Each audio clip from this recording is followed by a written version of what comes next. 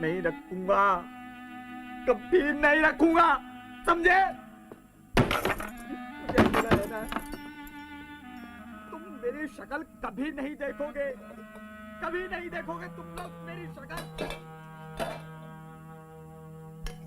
बाबूजी, आपने कुछ खाया? हाँ।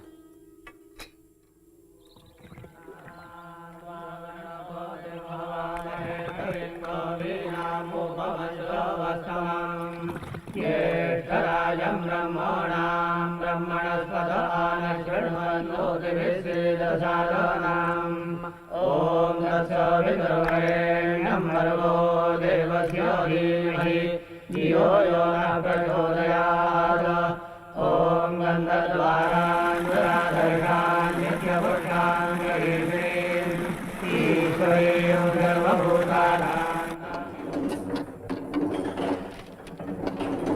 प्यारे पाठकों, मूक नायक को बंद करना पड़ा। उसकी जगह मैं एक नया पाक्षिक शुरू कर रहा हूं, जिसका नाम होगा बहिष्कृत भारत, जो पीड़ित वर्ग की शिकायतों को आवाज देगा। मैं दूसरी उपजातियों से भी अनुरोध करूंगा कि वो एक होकर महाट के सत्याग्रह को मजबूत बनाएं। आपके लिए टेलीग्राम है अमेरिका से। आपको बधाई दी है। लिखा है आपने एक अभूतपूर्व सामाजिक क्रांति की नींव रखी है।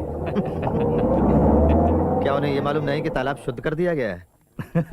एक और टेलीग्राम बनारस से आया है। लिखा है, हम आपकी हरकत का विरोध करते हैं, इन हरकतों से बाज नहीं आए तो ठीक नहीं होगा। अरे यार, 2 चाय ले 4 नंबर पे। फारूक भाई, हमें कुछ खाने को दीजिए। और बहिष्कृत भारत का नया अंक। सारी प्रतियां बिक गईं। शाबाश। काउंसिल की मीटिंग कैसी रही? तूफानी। तो बताओ, क्या स्थिति है महाड में? मोरे, सवर्णों ने उन अछूतों के बहिष्कार की घोषणा की है जो महाड़ आए थे। वहाँ के सारे गांव में हमारे लोगों को कड़ी परेशानियों का सामना करना पड़ रहा है। सवर्ण उन्हें अनाज तक नहीं देते, कोई ना कोई बहाना ढूंढकर मारपीट करते रहते हैं। कईयों को तो जेल में डाल दिया है। उन्होंने मुझे भी इतना मारा कि उनके नसीब में है सिर्फ धमकियां और अत्याचार। और महाड़ म्युनिसिपल काउंसिल ने तो प्रस्ताव पास किया है कि 14 टैंक अछूतों के लिए बिल्कुल खोला नहीं जाएगा। जानलेवा बीमारियों का इलाज सख्ती से करना पड़ता है। भाइयों और बहनों, ये पत्र गैर ब्राह्मण आंदोलन के नेता श्रीमान जवड़कर की तरफ से आया है। लिखते हैं, हम महाराष्ट्र के गैर ब्राह्मण नेता ये घोषणा करते हैं कि आपके सत्याग्रह को हम तन मन से सहयोग देंगे, लेकिन एक शर्त है, कोई ब्राह्मण इस आंदोलन में शामिल नहीं होगा। यह मान लेना गलत है कि सारे ब्राह्मण अछूतों के दुश्मन हैं। निजी तौर पर मुझे ब्राह्मणों से घृणा नहीं है, मुझे घृणा है ब्राह्मणवाद की भावना से, जो कि ब्राह्मणों और गैर ब्राह्मणों दोनों में हो सकती है। ये तय हुआ है कि 25-26 दिसंबर 1927 इन दिनों हम सबका महाड़ में सत्याग्रह होगा। हर हर महादेव, हर हर महादेव। डॉक्टर भीमराव अंबेडकर की जय, डॉक्टर भीमराव अंबेडकर की जय, डॉक्टर भीमराव अंबेडकर की जय। डॉक्टर अंबेडकर, मैं फैरेंट, police superintendent, collector mister Hood आपसे मिलना चाहते हैं। Please come. भाइयों, महाड जाते समय कड़ा अनुशासन बनाए रखें। अनुशासन के बिना सत्याग्रह की ताकत कम हो जाती है। नेतृत्व चित्रे करेंगे, मैं बाद में शामिल होऊंगा। सहस्त्रबुद्धे जी, आइए। चलो महाड़, अस्पृश्यता नष्ट करो, अस्पृश्यता नष्ट करो। डॉक्टर अंबेडकर की जय, डॉक्टर अंबेडकर की जय।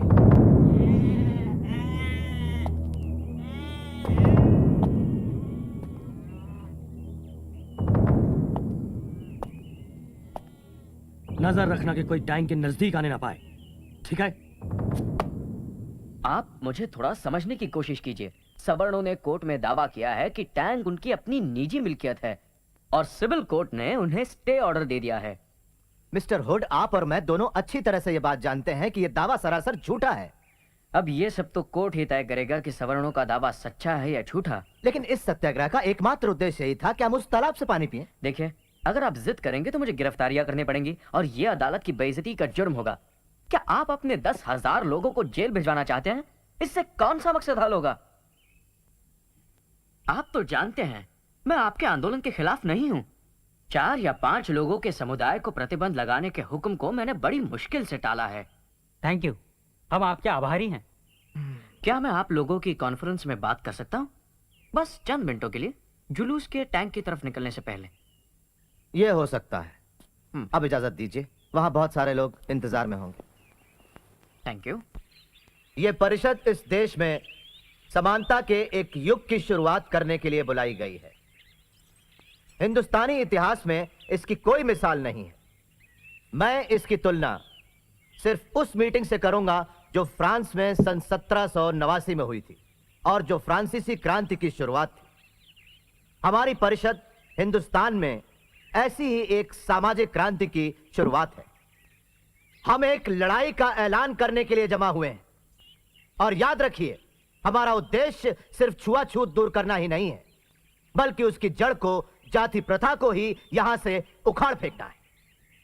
हम लोग कोई अमर नहीं हो जाएंगे पानी पीने से उस तालाब का, लेकिन हमारा यह कदम साबित करेगा कि हम लोग भी इंसान हैं। हमें यह सिद्धांत लागू करना है कि हिंदुस्तान में किसी भी व्यक्ति की योग्यता उसके जन्म के अनुसार नहीं, बल्कि उसके गुणों से तय होगी। यहां हम हिंदुस्तानी समाज की नई रचना करेंगे, जहां ना ही जाति प्रथा होगी और ना ही वर्ग भेद होगा। हमें यह विचार अपनाना होगा कि सभी व्यक्ति समान रूप से पैदा होते हैं और समान रूप से मरते हैं।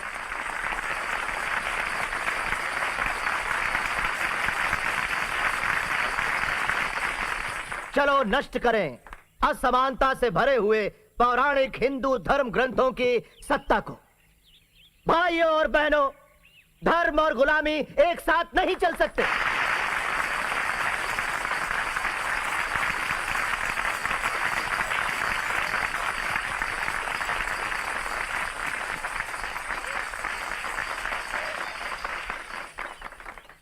भाइयों और बहनों, वैसे तो जन्म से मैं ब्राह्मण हूं, लेकिन मनुस्मृति के सिद्धांतों का स्पष्ट निंदक हूं।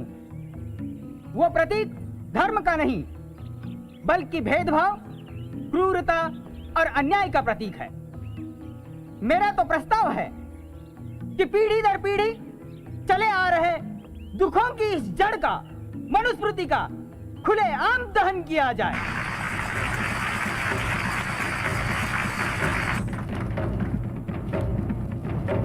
क्षुद्रतु कार्ये दास्यं कृतभकृतमेव वा दास्यायौ हि सृष्टोऽसौ ब्राह्मण्यास्य स्वयंभुव।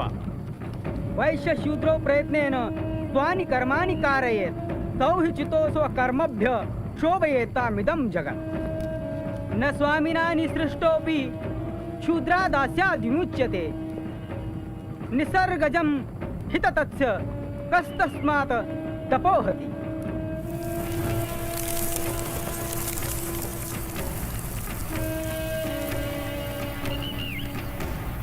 प्रिय भावराव, कांग्रेस ने साइमन कमीशन का बहिष्कार किया है और मोहम्मद अली जिन्ना ने भी।